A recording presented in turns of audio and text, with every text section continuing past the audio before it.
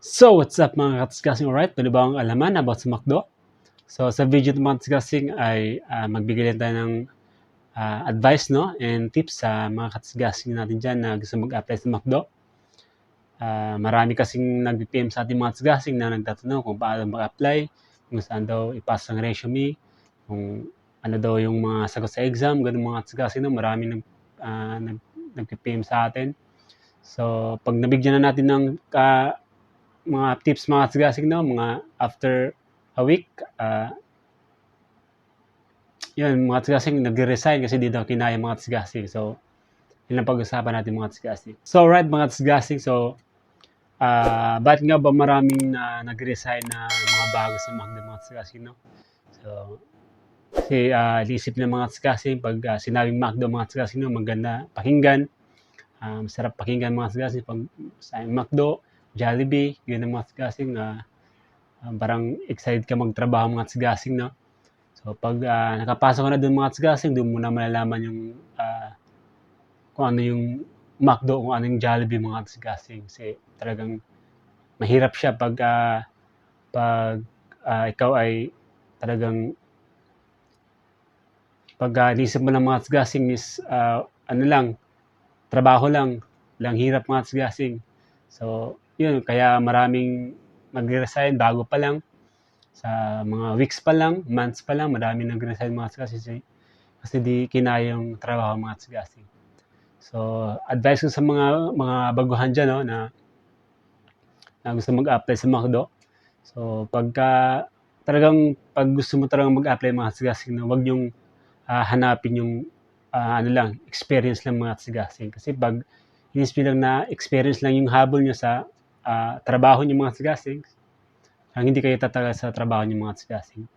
Pero kapag trabaho yung hinahanap yung mga tsigasing, pag trabaho yung gusto nyo, parang tatagal kayo sa McDo mga tsigasing kasi trabaho yung hanap yung mga tsigasing, hindi experience.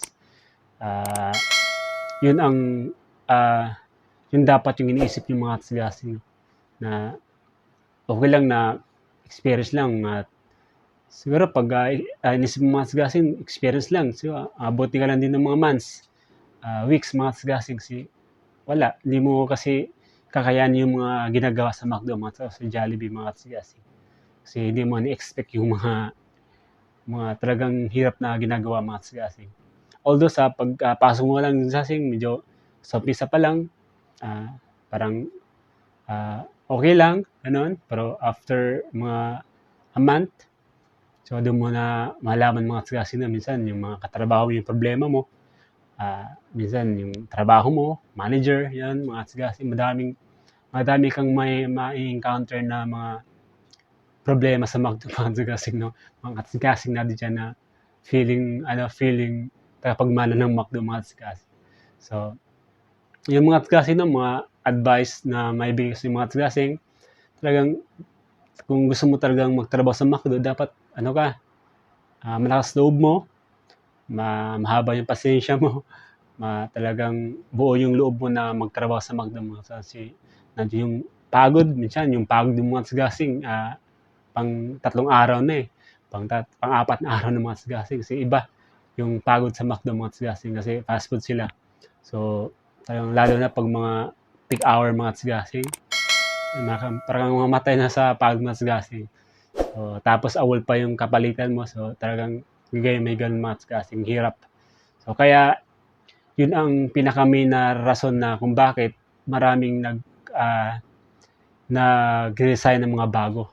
So, minsan nga, days pa lang, may hindi na pumapasok kasi nagkakasakit, di kinaya yung trabaho mga tsigasing. So, tips ko sa inyo mga tsigasing, pag nag-apply kayo sa McDo, talagang trabaho yung hanap ng mga tsigasing. Trabaho. Hindi experience mga tsigasing para tumagal kayo sa McDo. So, yung mga tsigasing no, so iniisip ko rin dati na pag sa McDo, okay lang kasi ganun, masarap paghinga pag McDo. So, nung nakapasok naman sa tsigasing, so doon ko na nalaman yung kung ano ba yung McDo mga tsigasing. So, trabaho, hirap, lalo na kapag talagang mga peak hour, mga 12 noon, mga 6 p.m. ganon. So, yan ang peak hour ng mga customers mga tsigasing.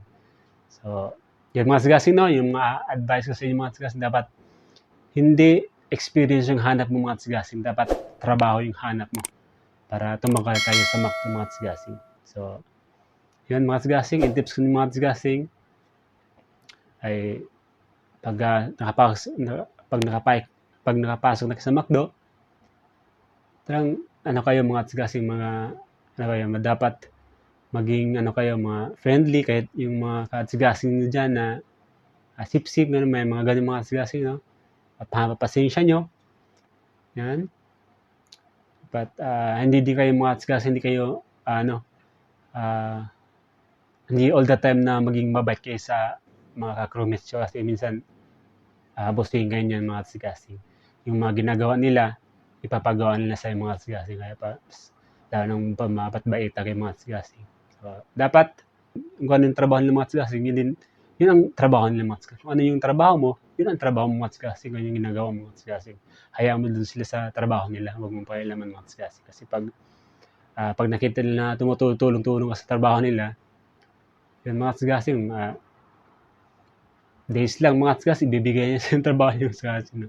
So, yung mga katsigasing na maibigay ng tips and advice mga katsigasing, dapat lakas loob mo, and trabaho, dapat hanap mo, hindi experience mga katsigasing. Alright mga katsigasing, yun lang mga katsigasing, no? Alright.